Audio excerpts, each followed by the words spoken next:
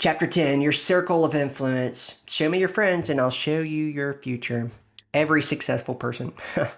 If environment is the soil in which you grow, then your inner circle is the water. It seeps into every part of your life quietly, steadily, constantly shaping how you think, speak, believe, and behave. You don't notice the shift immediately, but over time it becomes everything.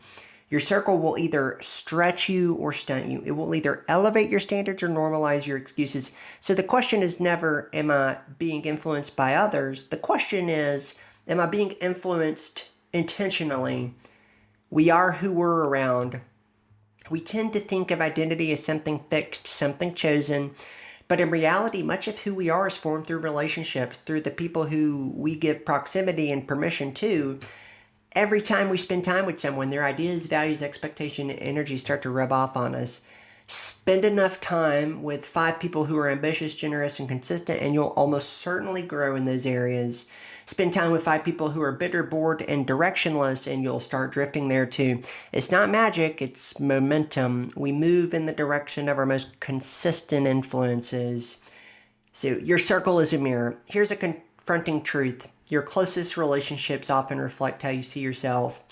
If you're surrounding yourself with people who belittle your ideas, who roll their eyes at your dreams, who bring more drama than depth, it's likely not just about them, it's about what you've allowed. Sometimes leveling up your life requires leveling up the standards of who you give access to. This doesn't mean cutting people off or ghosting longtime friends. It simply means starting to be intentional.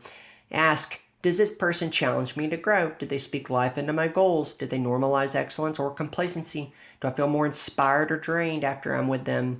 If your circle isn't stretching you, it's slowly shrinking you. The third principle, one of the best ways to intentionally shape your circle is to build it around this simple framework. It's a 30, by the way, this is a little bit off script here, but this is a principle I learned from Simon Sinek where he teaches how to really allocate your time so that you can create the most amount of impact and live the most intentional life. And it's really a thirds principle. So back to the book here.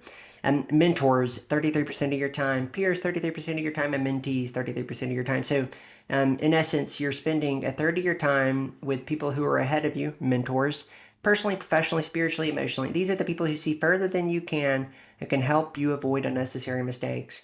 They don't have to be famous, they just have to be fruitful. You'll know them by the lives they lead. Sometimes your mentor is someone you know personally. Sometimes it's someone you learn from remotely through books, podcasts, YouTube courses. But make no mistake, you become like the voices you learn from.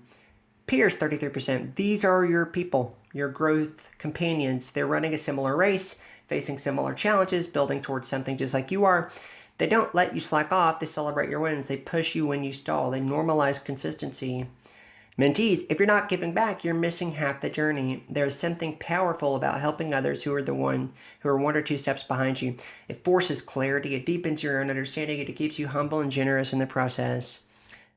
What to do when your current circle doesn't fit? You might be thinking, but what if the people around me aren't pushing me forward? That's normal. Most of us weren't handed a perfectly optimized group of growth-minded friends. If that's your reality right now, here's what you could do. Don't resent people for where they are. Everyone's on their own timeline. Judging others doesn't elevate you. Start making small shifts. Spend a little less time with the people who drain you and a little more time listening to voices that stretch you. Find growth communities. These are masterminds, meetups, Facebook groups, Twitter threads, church groups, fitness classes, or countless other ecosystems full of people building just like you. Be the person you want to attract. The best way to find strong peers and mentors is to become someone worth running with. And let people go with grace. As you grow, some relationships will fade. That doesn't mean it doesn't make you ungrateful or arrogant. It means you're aligning your life with your future, not your past.